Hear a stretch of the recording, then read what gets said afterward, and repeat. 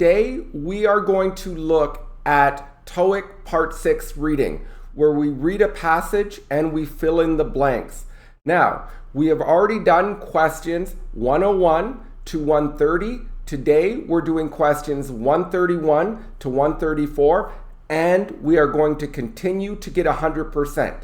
Now, before we do this reading, there is some key vocabulary we must know. So let's first look at 6 key vocabulary for this TOEIC reading. Here's the first one. Dispute. As a verb, dispute means disagree with, argue that something is not true. The form is simple. Subject disputes may be a statement, a claim, or a bill. Here's an example. The woman was accused of stealing the watch. So the store said she stole the watch. The woman said she didn't. So the woman disputed the claim that she had stolen the watch. So she said, this is not true, this claim. Or on my credit card statement, it said I made a $100 purchase. I told them that this was wrong. I disputed the charge on my credit card statement. That's the verb. Now, the noun for dispute is dispute. The form is usually someone has a dispute with someone over or about the issue. Here's an example. The employee had a dispute with his boss over his vacation time. So a disagreement, an argument. The next is a prepositional phrase, in question. If something is in question, it is being discussed. And some people believe it might be true, some people believe it might not, but we are not sure if this is true or not. An example, she said she is healthy, but other people say she is sick. So her health is in question. The next term is subject to. This means can be affected by, can receive this. It is usually a negative thing. For example, drivers who do not wear a seatbelt will be subject to a $100 fine. So they will be affected by this fine. Or when you go to an airport, you are subject to a security check. You are subject to. The next term, additional fees. These are just extra charges, extra payments. An example, the bank charged me an additional fee for withdrawing money in a foreign country. We have 2 more words that we're going to look at. The next is to interrogate. This is a verb. This is to ask questions aggressively. Note, police often interrogate suspects. Here's an example. 2 police officers interrogated the man for 4 hours. They asked him over 100 questions. Now, the noun for interrogate is interrogation.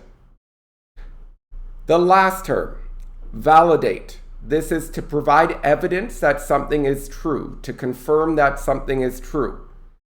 An example, the security guard validated that she worked at the company. The noun for validate is validation. The opposite is invalidate, which is to make something not legal or official anymore. So, if you put a new picture on your ID, you invalidated the identification. All right, so we've got this wonderful vocab. Let's look at this TOEIC reading and get 100%. Here it is. Now, a key tip, first decide what type of text this is. Is it a letter? Is it an advertisement? Is it a memo? Is it a warning?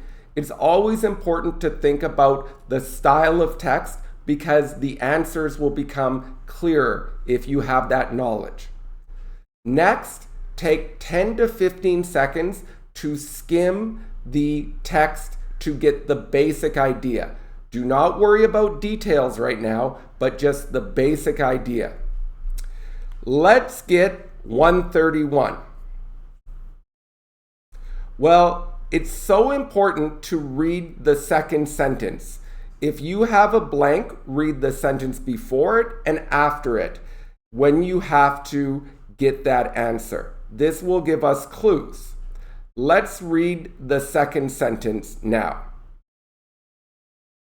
All right, we can see that in this second sentence, it is telling them what to do if they disagree with something on the bill. So we can guess that this customer has received a bill, and if they disagree with it, this is what they can do. Therefore, the best answer is B. Every customer has the right to dispute, so argue or question a bill. And the next sentence tells us this is how you can do it. This gives us the way to do it. So B is the best answer. Let's look at 132. We can see it says we must hear from. Hear from means be contacted by. So if you must contact us, we must be contacted by you. Therefore, we must hear from you. Be contacted by you. Therefore, the answer is C. Next question. Okay, let's immediately eliminate B. As we saw before, a person interrogates another person. You cannot interrogate a bill. You interrogate a person. You cannot interrogate your claim. Therefore, we eliminate B. So, what will they be doing with your claim? They will be looking at details and finding out the truth. Therefore, they will be investigating your claim. So the answer is investigating. Finally, we can use grammar to get 134. Let's look at the word assist. Assist is usually a verb. It means help. For example, he assisted me with the project. Assisted is just the past tense of assist, so it's a verb. Assisting is a gerund noun. It equals helping. And assistance is the true noun, and it means help. Okay, so we know that. We need a noun form here because for is a preposition. After a preposition, I need a noun form. Therefore, we cannot have base verb or past tense verb after for. So we can eliminate A and B. This is a verb and a past tense verb.